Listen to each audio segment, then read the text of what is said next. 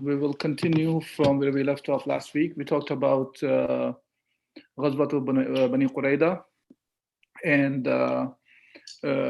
today, inshallah, we will try to cover at least try to reach to the point where we can finish Ghazwat Bani Mustaliq, and which is also called Ghazwat Muraisi. But prior to that, after Bani Qurayda, Rasulullah sallallahu alaihi wasallam sent out quite a few small battalions or armies to take care of those tribes who were either plotting against Rasulullah sallallahu alaihi wasallam or to attack Medina, or the ones who participated in Ghazwatul Ahzab. So we should not forget about Bani Qurayda was almost as if the extension of Ghazwatul Ahzab, because one of the main reasons that the battle occurred against the Banu Qurayda was their treachery against the Muslims, or rebellious nature, that they rebelled against Rasulullah sallallahu alaihi wasallam and they broke the treaty during the Ghazwatul Ahzab, which could have resulted into wiping out all the Muslims from Medina. And Ghazwat Banu Qurayda was kind of an extension to Ahzab, but it's a separate Ghazwa. We look at it. But Rasulullah sallallahu alaihi wasallam also looked into other issues that were happening around Medina after the Banu Qurayda were taken care of. There was another Yehudi. His name was Salam bin Abi al-Huqayq, and he was also involved in gathering the troops for the Ahzab, and he provided a lot of wealth and weapons so they can fight against Rasulullah sallallahu alaihi wasallam. But after Banu Qurayda's tribe was settled down, and Rasulullah sallallahu alaihi wasallam then actually allowed Al-Aws, actually the arrival of Al-Aws asked Rasulullah sallallahu alaihi wasallam the permission to kill this criminal, because the kind of things that he has done, it was similar to as of Ka'b ibn Ashraf. So Rasulullah sallallahu alaihi wasallam gave the permission for basically assassination of Salam bin Abi al-Huqayq, similar to Ka'b bin al-Ashraf that we talked about a few weeks ago.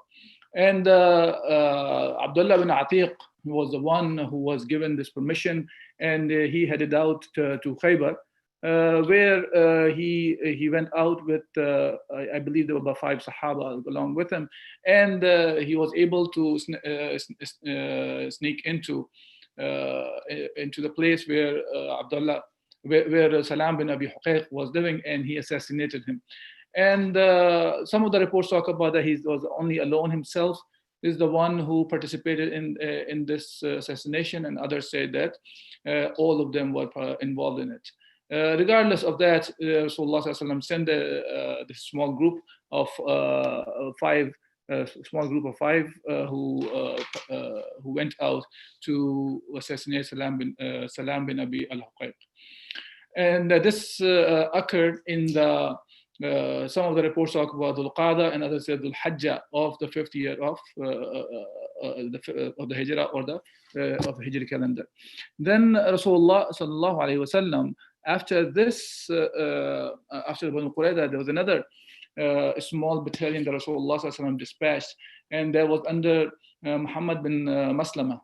That was against Bani Bakr. Bani Bakr was another tribe that participated in Ghazwatul Ahzab, meaning they gathered against Rasulullah sallallahu alaihi wasallam. So Rasulullah said about 30 Muslims in the leadership of Muhammad bin Maslama, and this occurred in the Muharram of the 6th year of the Hijrah. This is 6th year Hijri, which is back to back. We can see that these incidents happened very closely after Ghazwatul Ahzab, and when they went towards the Bani Bakr, Muslims were attacked actually, and Muslims attacked, and they dispersed them in all directions. So Muslims were able to collect quite a bit of spoils of war here, And there was their chief. His name was Thumama bin Uthal al-Hanafi. He was the chief of Bani Hanifa, who actually had gone out by the command of Musaylim al-Kadhdhab. He came out to assassinate Rasulullah sallallahu alaihi wasallam, and the Sahaba, they were able to catch him, and they caught him and they took him to the pole of the masjid. They tied him to the pole of the Masjid Nabawi, and so he actually he put a question to Rasulullah sallallahu alaihi wasallam. He said, if you were to kill someone, then you would have to choose one of the noble descent. If you were to be gracious, then let it be to a grateful man. And if you were to ask for money, you would have to ask for it from a generous man. So he repeated that 3 times on 3 different occasions. On the 3rd time, Rasulullah sallallahu alaihi wasallam ordered him to be released. So he soon went nearby. He washed up and he came back to Rasulullah sallallahu alaihi wasallam, and he actually accepted Islam to Rasulullah sallallahu alaihi wasallam because the generosity of Rasulullah sallallahu alaihi wasallam. He was caught even though he was there to assassinate Rasulullah sallallahu alaihi wasallam, and he was caught and then released because of what the words that he was using. So he was impressed by Rasulullah sallallahu alaihi wasallam and he accepted Islam. And he said that to Rasulullah sallallahu alaihi wasallam that no face had been more awful to me than yours, but now it is the closest to my heart. And no religion that had ever been more repugnant to me than yours, now it is the dearest in my heart. Now I want to perform the Umrah. And he went back and he wanted to perform the Umrah. Rasulullah sallallahu alaihi wasallam give him the glad tidings. And when he came to Makkah, the Makkans actually started saying that he has become an apostate. And he actually denied that, and he said no, he's not an apostate, rather he has accepted Islam, because they were talking from their perspective, as they used to say anybody who would have left idol worshipping, they used to call him asabi. Asabi, they used to refer to the person who has left idol worshipping, and he denied that, and he said no, he's rather have become a Muslim. And then he actually swore that he made an oath that he would never let a single grain from Yamama, which is, we know that this is the same area where Musaylim al-Kadhdhab was, and later on in the time of Abu Bakr Siddiq radiallahu anh, Battle of Yamama occurred and Musaylama was killed there. So he made the oath that he would not, can you get me some water? He made an oath that he would not allow a single grain from Yamama to arrive in Mecca unless Rasulullah sallallahu alaihi wasallam allows it. And he really did that, and he did not allow anything to come until the Meccans actually requested from Rasulullah sallallahu alaihi wasallam, and Rasulullah allowed him. He interceded for the Meccans to to get the food supplies from the Yamama. Okay, so that was the story of Thumama bin Uthal, and after that there was a ghazwa in which Rasulullah sallallahu alaihi wasallam himself participated, occurred, and that was in the ghazwa is called Ghazwatu Bani Lahyan. And since it's a ghazwa in which Rasulullah sallallahu alaihi wasallam himself participated, Rasulullah sallallahu alaihi wasallam left the Medina, and hence he left Abdullah bin Maktoum as a caretaker of Medina in his absence.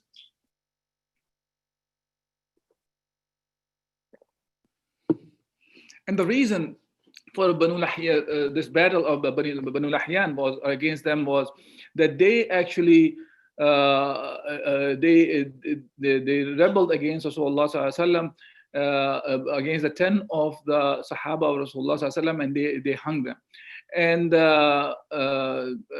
But they lived in very deep down in the heart of Hijaz, which was very close to Mecca, and because of they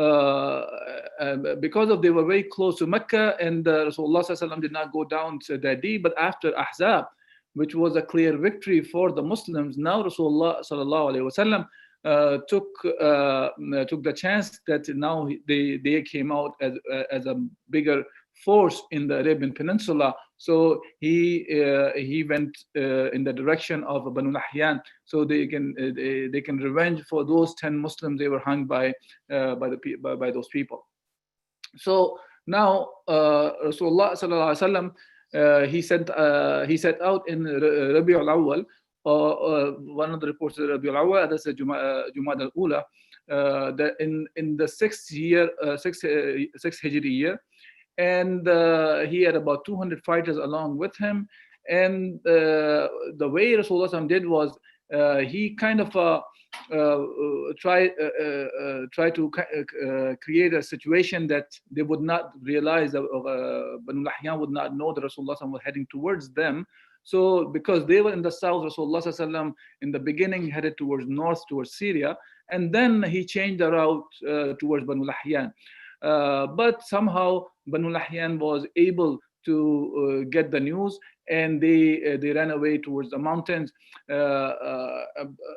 which was out of the reach of the Muslims. And but Rasulullah was made it there, and on his way back, Rasulullah dispatched a group of 10 horsemen to a place called Qura al-Ghamim, which was in the vicinity of the habitation of the Quraysh, in order to it's more of an act to show to the Quraysh and the surrounding area of the Mecca the strength, the military strength of Rasulullah sallallahu that Rasulullah sallallahu made it very close to the Mecca, and he returned back. But even though there was not really a fight happened here, but it had a different kind of a political impact of showing the strength of the Medina state of Rasulullah sallallahu alaihi wasallam.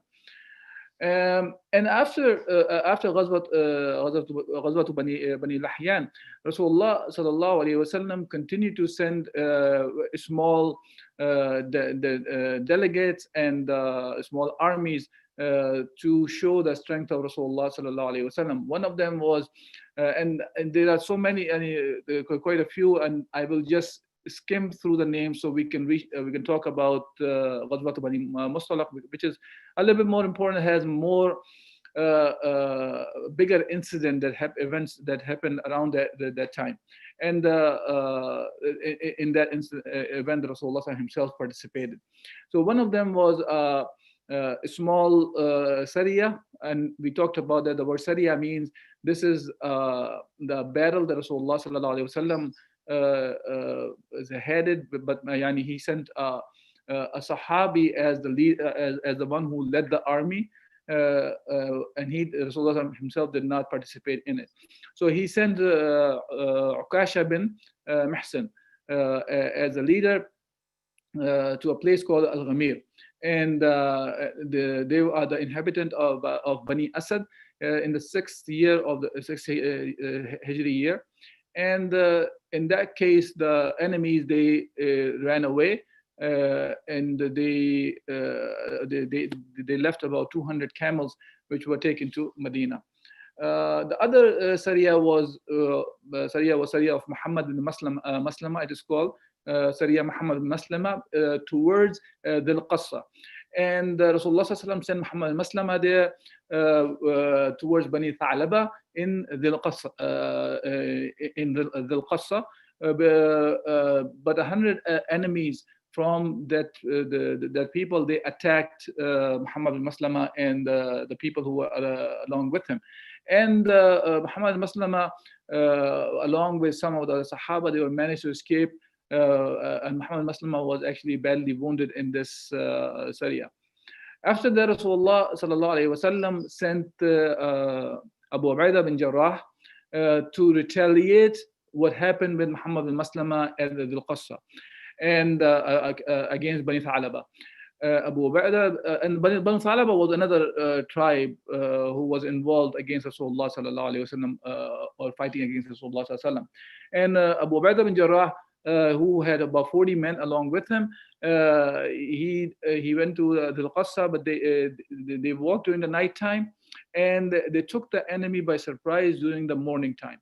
This time, the people they fled to the mountain, except was one who was injured, and he later on he became a Muslim. But there was quite a bit of spoil of war they received out of this Shariah as well, and they brought it back.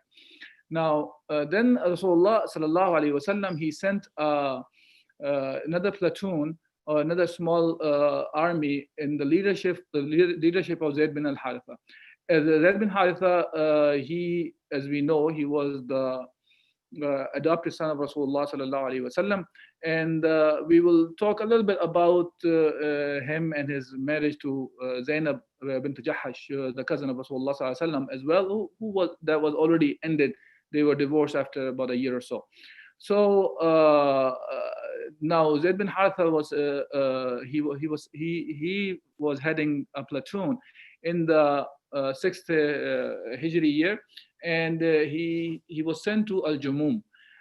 This was the place where Bani Salim were living, and when Zayd bin Haritha was going with his platoon, one of the women from Bani Muzayna, she is the one actually guided towards the enemy, and the Muslims were able to win this small battle, and they were able to take some captives and gain the spoil of war.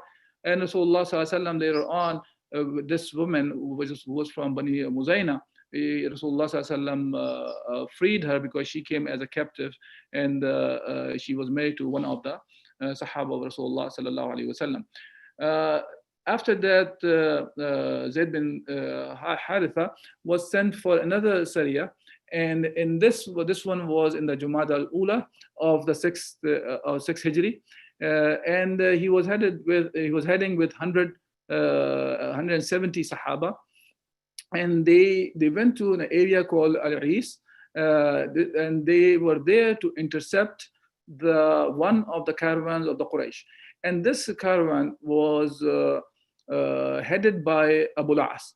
Abu al-As, as we have discussed in the past, he was the son-in-law of Rasulullah sallallahu alaihi wasallam, who was still a mushrik, and the separation occurred between Abu al-As and the daughter of Rasulullah sallallahu alaihi wasallam, Zainab bint Muhammad sallallahu alaihi wasallam, and because the ruling came out regarding a mushrik woman cannot, a Muslim woman cannot marry, Muslim men or women cannot marry a mushrik or a polytheist. So because Abu al-As was a mushrik, and in general for a Muslim woman, she cannot marry anybody but a Muslim anyways, and of course neither a mushrik. So Abu al-As was separated, but when Zayd bin Haritha, he took over that caravan, and but Abu al-As was able to escape the caravan. And what he did was, while he escaped, he was able to find refuge in the house of Zainab. So he went to Zainab, and he took the refuge in the house of Zainab. And some of the reports talk about that in the morning prayer, Zainab is the one who came, and she mentioned that she has given the protection to Abu al-As. And of course, if one gives the protection, that is the protection from all. And he begged basically to Zainab. Abu al-As begged her to ask Prophet Rasulullah sallallahu alaihi wasallam to give his wealth back. So Rasulullah sallallahu alaihi wasallam, he because this wealth belonged to the one who fought for it, Rasulullah sallallahu alaihi wasallam just recommended the Sahaba, if they wish, and without any force, if they wish, they can give it back. If they don't, that's up to them. But right away, they gave all the wealth back to Abu al-As. And Abu al-As was the leader of the caravan. He's a caretaker of it. He took the wealth back to Mecca, and he returned everything that belonged to the Meccans, and then he embraced Islam and migrated back to Medina. He wanted to make sure that they understand that he did not accept Islam just to get the wealth back or anything. Rather, he accepted Islam by his own will. And he came back, and Rasulullah sallallahu alaihi wasallam reunited Abu al-As with Zainab, and he stayed in marriage with Zainab. Okay, there are some conflicting news, information about number of years they were separated and stuff like that. This is not that important, so I'm going to pass that information. In the Jumada Thani, the same year, Zayd again, he was headed with the 15 men, and they raided Bani Thalaba again, and they captured 20 of the camels, but the people this time again they fled. In the Rajab of the same year, Zayd bin Haritha, he headed with 12 men, and at the Wadi al-Qura, while he was trying to investigate, it was on an investigation mission to explore, to get the information of the movement of the enemy. These people attacked the Muslims, and 9 of them were killed. But Zayd bin Haritha, besides the other 2, were able to escape. Now, after that, there was a Shariah which is called Shariatul Khabat. Khabat means actually a diluted yogurt. This one happened in the. So there is a conflicting news about which year this happened. One of them talks about the 8th year, and some of them talk about before the Hudaybiyah. So Abu Ubaidah bin Jarrah, radiallahu an, he led the army of 300 horsemen, and he was going after one of the caravans of the Quraysh. And it has to be before Hudaybiyah anyways, because if it was after the caravan of the Quraysh, because going after the caravan of the Quraysh by Abu Ubaidah bin Jarrah can only happen before the Hudaybiyah, because if it's after Hudaybiyah, the treaty, then the Muslims were not allowed to do that. The one who was in the Medina, and Abu Ubaidah bin Jarrah was under Rasulullah sallallahu alaihi wasallam. Of course, there were some Sahaba who were left between Mecca and Medina, and they were not under the authority of Rasulullah sallallahu alaihi wasallam. They were of their own. But that's a separate story, inshallah. When the time comes, we'll talk about that as well. Then, while these Sahaba with Abu Ubaidah bin Jarrah, with 300 people were there, they did not have enough food to eat. So they started drinking actually the diluted yogurt, and diluted yogurt is referred as al-khabat. Hence, this Shariah is called Shariatul Khabat. And they were slaughtering about. It says that 9 camels at 3 times they slaughtered for 300 people. And Abu Ubaidah bin Jarrah, who was a leader, and he prohibited from. Basically, he was prohibiting from that. And they were close to. They were close to the sea. The sea was generous and presented them with an animal called al-ambar. Ambar is a huge whale. It has a lot of fat, and they were able to eat from it for about a month. And when they came back, they narrated to the story of Rasulullah sallallahu alaihi wasallam, and who commented that it was a provision granted by Allah subhanahu wa ta'ala, and asked them to share with him some of its meat as well. It was such a huge one that 300 Sahaba who were along with Abu Ubaidah bin Jarrah, they were able to eat, and then they were able to, for a month they were able to eat, and they were able to bring them back also, some of it. As I said, there is a little bit of information issue regarding the Sayyidul Khabat, whether what time really it happened. And after that, in the Sha'ban of the 6th year of the Hijri, Ghazwat Bani al-Mustaliq, or which is called Ghazwat Muraisi as well, that occurred. And this one did not really have a very huge army with Rasulullah sallallahu alaihi wasallam, but it's again because Rasulullah sallallahu alaihi wasallam himself was the one who was he participated in it, so we call it Ghazwa. And the reason for this one was also this Munifiqeen, actually they were playing a lot of games with different tribes to incite the war against Rasulullah sallallahu alaihi wasallam. And when Rasulullah sallallahu alaihi wasallam found out about this, so he set out on the 2nd of Sha'ban in the 6th Hijri year.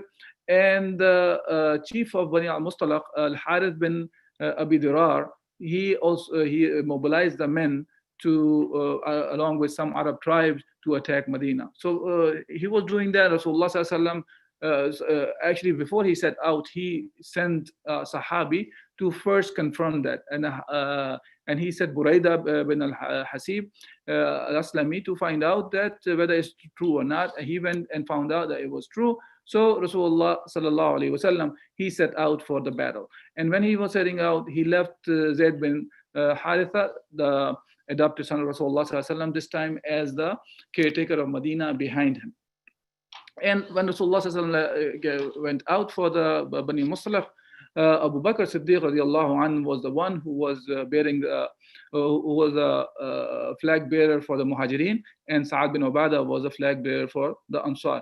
When these two armies they stationed at the place called Al-Muraisi, and as I said, this is why this Ghazwa is also called Ghazwat al-Muraisi, and Ghazwat al-Muraisi, and it's called Ghazwat Bani Mustaliq. The reason it's called Bani Mustaliq because it is against the tribe of the Bani Mustaliq. And when they reached there at this area, Muraisi, they started shooting. Arrows were shot for about an hour or so. Then the Muslims rushed and engaged with the army in the battle, and the Muslims were able to win this battle very quickly.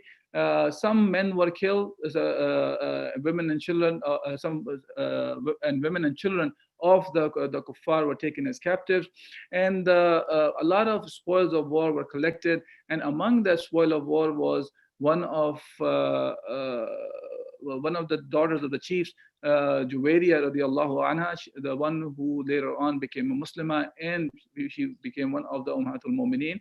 Rasulullah sallallahu alaihi wasallam married Juwairiya. And when Rasulullah sallallahu alaihi wasallam married Juwairiya, he actually freed about 100 captives from the tribe that Juwairiya was from. And Aisha radiallahu anha, she mentioned about Juwairiya that she is a blessed woman because of her that many people of her tribes were freed. Now, while this Bani Mustaliq battle was on the way to Bani Mustaliq, there was actually an incident occurred, and Abdullah bin Ubay, he actually took a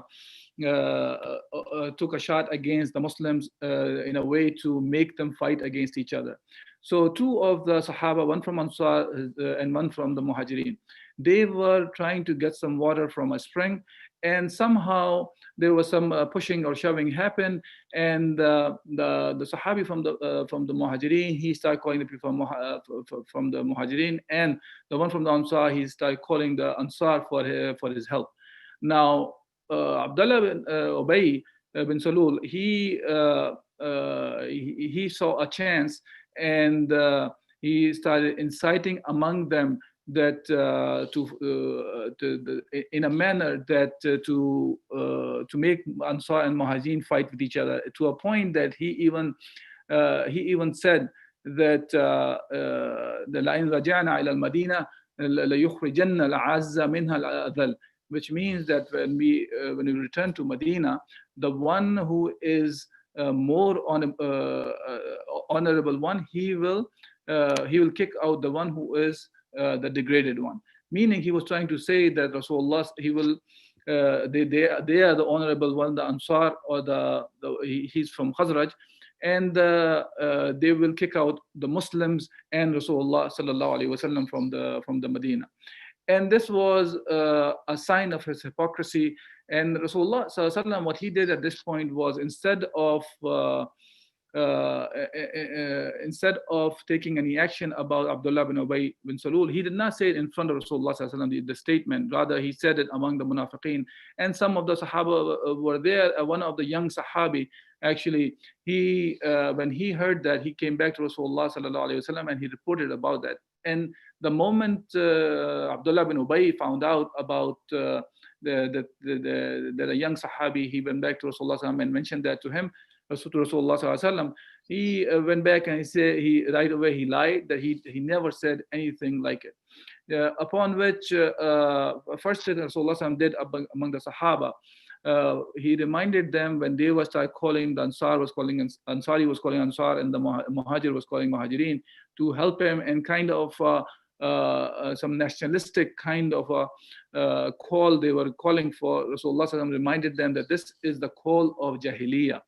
And he reminded them that not to be involved in that, and he tried to shut them off. And this is the time right away Abdullah bin Ubay bin Salul, he said that the honorable one will kick out the dishonored one, or the degraded one, the one with the dhillah. So now Rasulullah sallallahu alaihi wasallam, what he did with the Sahaba was he took him out to walk during the night time. And this was a strange time, so Rasulullah used to not travel during that time, but he wanted the Sahaba to forget about the incident that happened, and kind of a commotion was happening in both the camps of Ansar and the Muhajirin. So he let them walk for the whole night, and even the morning, and when it was sunny, at that time they got very tired, and Rasulullah allowed them to go and sleep in an area to rest during that time. So that at that time they forgot about the whole commotion that occurred, and this was a very smart move from Rasulullah sallallahu alaihi wasallam.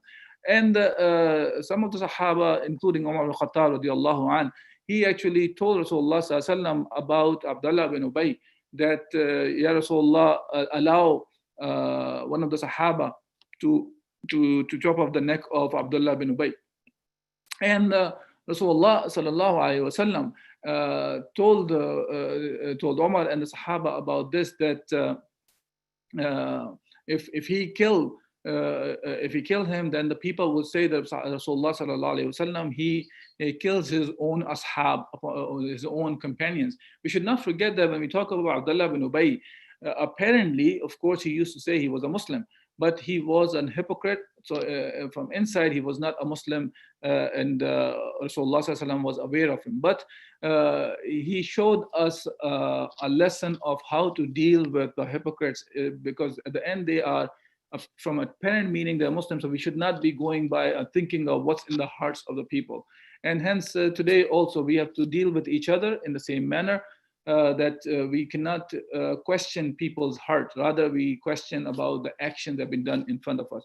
So Rasulullah sallallahu alaihi wasallam actually did not take any action against him. But when Abdullah bin Ubay Salul, the son of this Munafiq, when he found out that maybe Rasulullah sallallahu alaihi wasallam is thinking about killing his father, so he went to Rasulullah sallallahu alaihi wasallam and he told him that if that's the case, allow him. And he said, you know that I am good with my father, but if that's the case, then allow him to kill his own father, because he would not like somebody else to be walking around the one who has killed his father. It'd rather be him.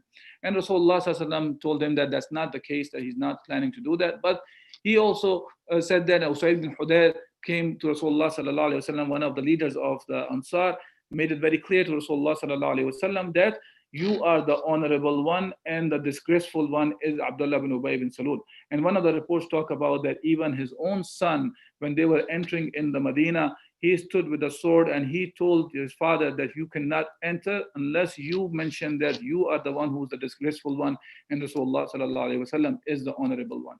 And after this incident, when Rasulullah sallallahu alaihi wasallam did not actually take an action against him, now anytime, whenever Abdullah bin Ubay bin Salul was trying to say things against Rasulullah sallallahu alaihi wasallam, because that was his habit, he used to mock Rasulullah sallallahu alaihi wasallam before that, and now whenever he tried to do this, Sahaba used to shut him off.